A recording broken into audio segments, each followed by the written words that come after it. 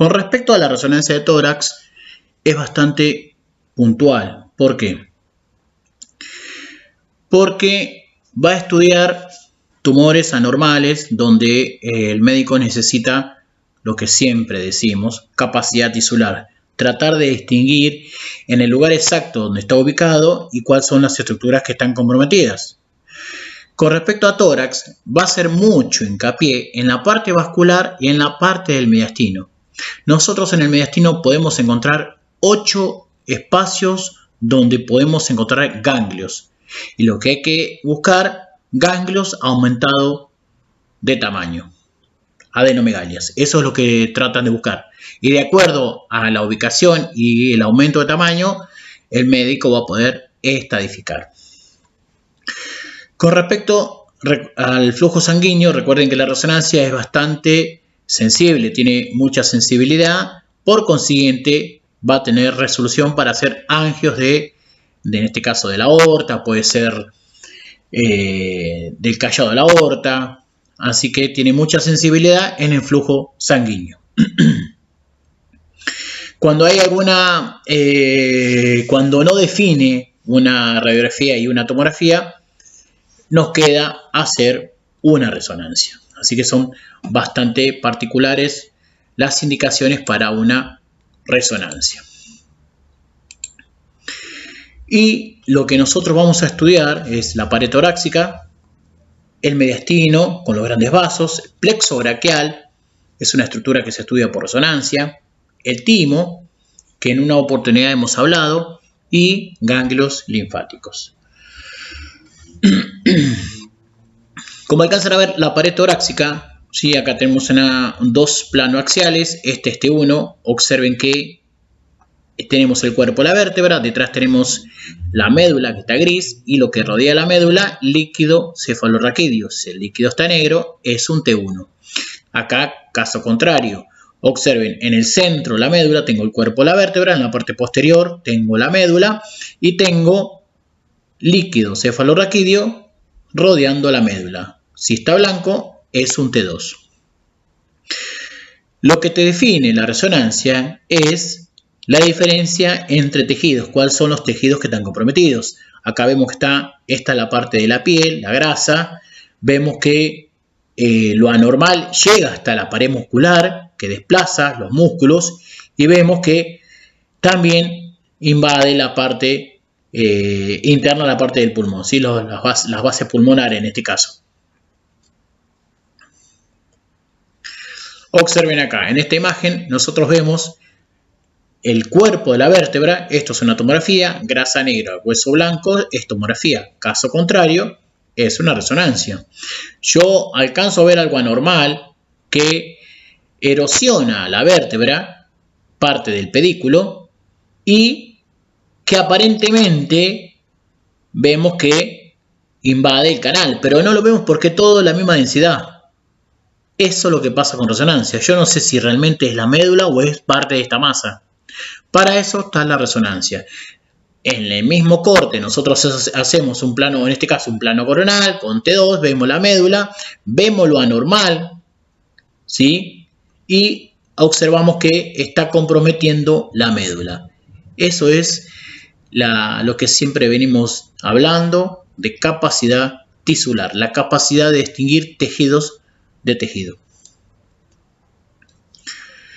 Con respecto al mediastino, vamos a decir que es un espacio comprendido entre ambos campos pulmonares, limitado por la pleura medial. ¿Qué sería esto? Esto es la pleura medial.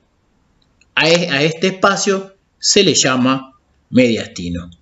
Con respecto al mediastino, vamos a ver que se divide en superior e inferior. El superior va del hueco supraclavicular hasta base de T4. El inferior va de base de T4 hasta T8, T9. A su vez, el mediastino inferior se va a dividir en anterior, medio y posterior. El anterior va de la cara posterior del esternón a la cara anterior del pericardio. El medio va de la cara anterior del pericardio a la cara anterior de la bifurcación traqueal, o pueden decir la cara posterior del pericardio. Y por último, el posterior va de la cara posterior de la bifurcación de la tráquea hasta 2 centímetros por detrás de los cuerpos vertebrales. Eso sería la división del mediastino inferior. Bueno, acá tenemos el ángulo de Lewis, es el ángulo que se forma con la articulación del manubrio esternal y el cuerpo del esternón. Bueno, nosotros dijimos que los límites van de superior e inferior, del hueco supraclavicular hasta base de T4. Después, el inferior va de la cara interna o la cara posterior del esternón a la cara anterior del pericardio, el mediastino anterior. ¿Qué vamos a encontrar acá? El timo, los vasos mamarios, ganglios, grasa. El mediastino medio que va hasta la cara posterior del pericardio o cara anterior de la tráquea. ¿Qué vamos a encontrar? Los grandes vasos, los bronquiofuentes. Acá vamos a encontrar todo lo que es el pericardio, ahí el nervio ferénico. Son estructuras que vamos a encontrar en el compartimiento medial. Después, en el posterior, dijimos que va de la cara anterior de la tráquea o bifurcación de la tráquea hasta 2 centímetros por detrás de los cuerpos vertebrales. ¿Qué vamos a encontrar acá?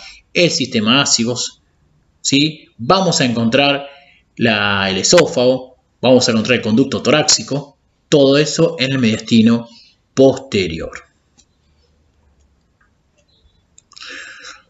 Si yo tuviera que diferenciar mediastino posterior de inferior en un plano axial, como están acá, voy a decir, saco las flechas y digo, yo le dije a ustedes que la división entre el mediastino superior e inferior es la bifurcación de la tráquea o bifurcación del tronco de la arteria pulmonar. ¿Sí? Entonces yo tengo vena cava superior, callado de la aorta, y lo que tengo atrás, recto y media luna, lo que tengo acá es tráquea. Mientras yo vea la tráquea redonda, significa que estoy en mediastino superior. En esta imagen, observen, ya no tengo más la tráquea redonda, yo tengo la tráquea bifurcada. Y esto que está acá es el tronco de la arteria pulmonar, con su rama derecha y rama izquierda, aorta ascendente, aorta descendente. Significa que esto es mediastino inferior.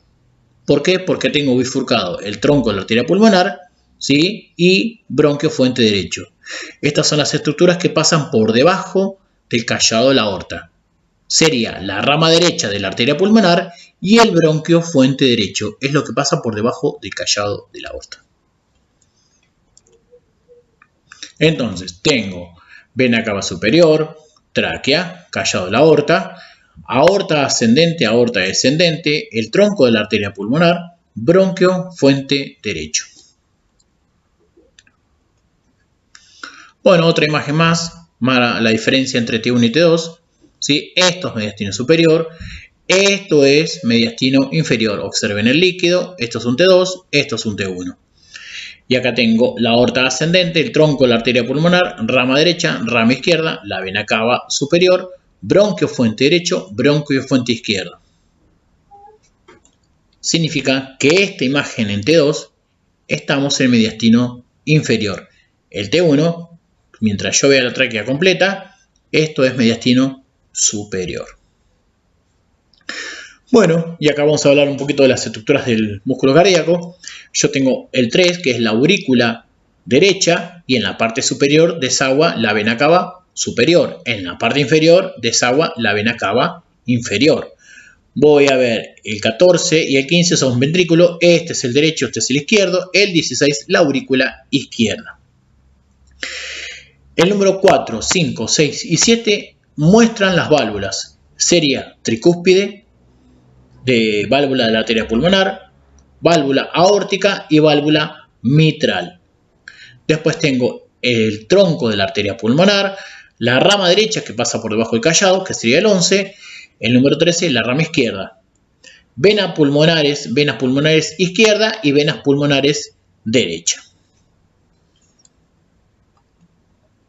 Bueno, estamos viendo una imagen con las 4 cámaras, las 2 aurículas y los 2 ventrículos. Esto es una tomografía con contraste endovenoso. Recuerden que la tomografía utiliza contraste endovenoso iodado no iónico, ¿sí? Tabique interventricular, tabique auricular, interauricular. Aorta descendente, perdón, y esto que está acá sería el esófago. Bueno, seguimos lo mismo, una tomografía con contraste endovenoso, con contraste iodado no iónico, ¿sí? Tenemos callado de la aorta, ¿sí? Y vena cava superior, significa, y tengo la tráquea recto atrás y media luna. Esto es mediastino superior. Yo tengo bronquio fuente derecho o bronquio fuente izquierdo o bronquio principal derecho-izquierdo. Significa que ya se bifurcó la tráquea. Por consiguiente, esto es mediastino inferior. Aparte tengo el tronco de la arteria pulmonar, bifurcado también. Significa que es mediastino inferior.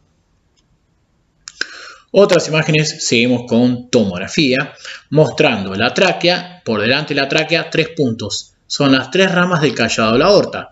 Tronco arterial brachiocefálico, carótida común primitiva izquierda y arteria subclavia izquierda. Por delante de las 3 ramas del callado de la aorta, tengo el tronco venoso brachiocefálico izquierdo y el tronco venoso brachiocefálico derecho. El izquierdo es el doble de longitud con respecto al derecho. ¿Por qué? Porque la unión de ambos forman la vena cava superior y la vena cava superior se forma a la derecha. Así que el izquierdo tiene que pasar todo de izquierda a derecha para encontrarse con el otro tronco y formar la vena cava superior. Acá tenemos callado de la aorta, ¿sí? Todo esto sería ya cuando se unen los dos troncos para formar la vena cava. Todas las 3 imágenes corresponden a mediastino superior.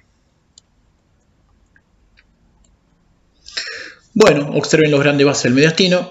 Yo tengo por delante los troncos venosos, la vena cava, la vena yugular interna, vena subclavia. Recuerden que la vena subclavia con la vena yugular interna forman los troncos venosos del lado derecho y del lado izquierdo. La unión de los dos troncos forman la vena cava superior. Detrás de la vena cava superior tengo el callado de la aorta con las 3 ramas.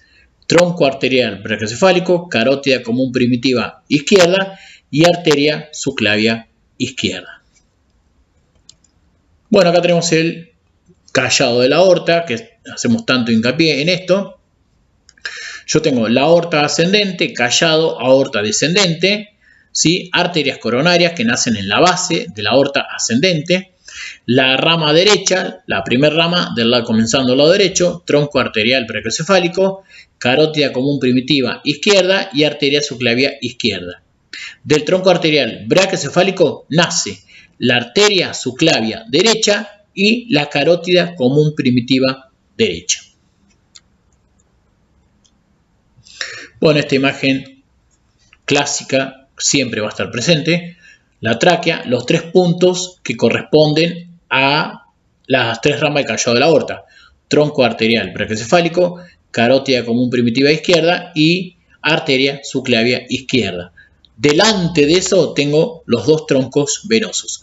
Tronco venoso brachiocefálico izquierdo y tronco venoso brachiocefálico derecho. Ambos forman la vena cava superior. Con respecto al sistema ácidos, que está formado por 3 venas, la ácidos, hemiácidos y hemiácidos accesoria. Con respecto a la ácidos, vamos a ver que se encuentra a la derecha y la hemiácidos y la hemiácidos accesoria se encuentran a la izquierda. Y acá tenemos la vena ácidos.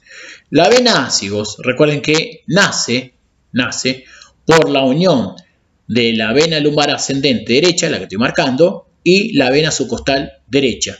Continúa todo con la parte posterior del mediastino posterior a los laterales de la vértebra.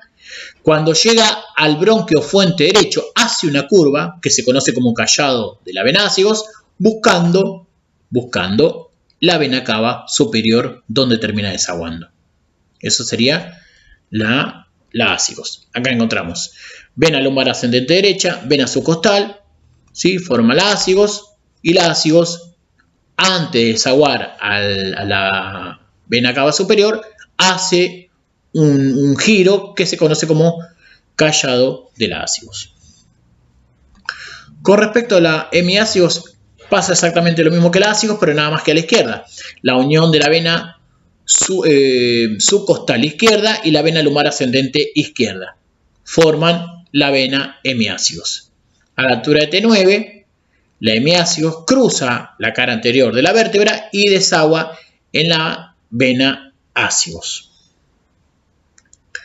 Con respecto a la accesoria, vamos a ver que se va a formar por las venas intercostales 4, 5, 6, 7 y 8 y se va a unir, se va a drenar la vena accesoria a la vena ácigos a la altura de T8. Bueno, si lo paso a una imagen, esto es un axial T2, ¿sí? Yo tengo médula oscura y su intensa, líquido negro, blanco, perdón, es un T2. Esto es la aorta y detrás estos puntos hipointensos, o sea, vacío flujo, corresponden a la ácigos y a la hemiácigos. Con respecto al plexo braquial, vamos a decir que es una estructura nerviosa alojada en el cuello y región axilar. Se va a formar por 5 raíces nerviosas, C5, C6, C7, C8, estamos hablando de raíces nerviosas, y T1. Las 5 raíces van a formar 3 troncos y esos 3 troncos van a terminar en la punta de los dedos, ¿sí? Son las terminales radial, nervio radial, cubital y mediano. Una vez que los 5 nervios raquídeos forman los 3 troncos, va a emerger por el cuello entre medio del músculo anterior y medio, el escaleno anterior y medio, y se va a relacionar con la arteria subclavia. Ahí tenemos un plano coronal de los plexos braquiales y muestra los filetes del plexo braquial. Conducto torácico, recuerden que es líquido, que va a recolectar la linfa del lado izquierdo. Del lado derecho se va a llamar conducto torácico, ¿no? Derecho. Este es el conducto torácico. Recuerden que el conducto torácico, que es el mayor afluente de linfa, va a recolectar toda la linfa del miembro inferior, al abdomen, la mitad de tórax izquierdo, miembro superior izquierdo y la mitad de cráneo izquierdo. El resto lo ocupa el conducto linfático derecho. Bueno, acá tenemos la ubicación del paciente, que puede ser entrando los pies o entrando a la cabeza. Acá tenemos un resonador abierto y la técnica le está colocando la bobina. Otra más, pero entrando al revés, entrando la cabeza con su bobina o antena, envolviendo lo que sería el tórax. Con respecto al trigger cardíaco, ¿sí? O la secuencia de gatillado, es un monitoreo, ¿sí? De la frecuencia del ciclo cardíaco, de manera de que vamos a evitar los movimientos que nosotros no podemos controlar. Esto de manera automática hace el pulso de radiofrecuencia en el momento que está en reposo lo que se quiere estudiar. Ahí tenemos. Esto es el trigger respiratorio y el monitoreo con los electrodos sería el cardíaco. Recuerden que es indistinto si va cabeza o pies primero, pero para esto hay que avisarle al equipo de qué manera vamos a hacer entrar el paciente, ¿sí? Si no nos va a salir invertido. Por último, localizador. Con respecto al localizador, vamos a ver que nunca van a utilizar el mismo plano para planificar el mismo plano. O sea, que yo no voy a utilizar el plano axial para planificar un axial. Imposible porque no puedo. No tengo reparos para saber los cortes de dónde comienza superior y dónde termina inferior. En un plano coronal no puedo planificar el coronal porque yo no sé dónde está lo anterior y dónde está lo posterior. Para eso utilizo el sagital. Y en lo sagital tampoco puedo programar el sagital porque no sé dónde comienza la derecha y dónde comienza la izquierda. Sí sé con el resto, con estas dos. ¿Sí? Si yo voy a trabajar en sagital, tengo que utilizar los que me quedan. Si yo voy a trabajar en el coronal, utilizo el sagital y el axial. Si yo voy a trabajar con el axial, trabajo con el coronal o el sagital. Tienen que invertir, pero nunca con el mismo plano. Con respecto a lo que habíamos hablado en una oportunidad que fue pregunta del trabajo práctico, lo que era el CR, tenemos dos tipos de CR que son equipos digitalizadores de chasis radiológicos de indirectos, donde tienen pantalla de fósforo. Vamos a tener en este caso dos tipos de equipos digitalizadores, CR15 y CR30. El CR15 es exclusivamente para placas radiográficas. No te pasa otro chasis que no sea radiográfico. En cambio, el CR30, además de pasarte los chasis radiográficos, te va a pasar los chasis mamográficos. Te va a digitalizar los chasis mamográficos. Entonces, el CR15 digitaliza chasis radiográficos. Nada más. El CR30 digitaliza chasis radiográficos más chasis mamográficos. Acá tenemos una impresora láser donde tenemos dos bandejas y en cada bandeja se puede cargar con distintas medidas. Tiene un adaptador la bandeja que la podemos abrir o cerrar dependiendo de la medida que vamos a utilizar de placas, ¿sí? O sea que acá puedo utilizar una caja de placas, lo cargo con una caja de placas y acá con una caja de placas mamográficas. Ahí tenemos una caja, ya con lo que sería la era digital, no necesitamos cuarto oscuro. O sea que yo abro este cajón, abro esta caja con la luz del día y cargo las placas. Se terminó acá lo que sería el cuarto oscuro, se terminó lo que se decía el cuarto oscuro, la zona húmeda, la zona seca. La zona húmeda era la zona donde estaba la procesadora o antiguamente las cubetas con el revelador, fijador y el agua. Y la zona seca era la mesada donde teníamos los chasis más las cajas de placas, ¿sí? Estaba una enfrente de otra. Bueno, acá se terminó de lo que sería una que se terminó el cuarto oscuro y la otra que ya no se habla más de región seca o región húmeda. Significa que a la luz del día yo puedo cargar una placa digital en la impresora láser.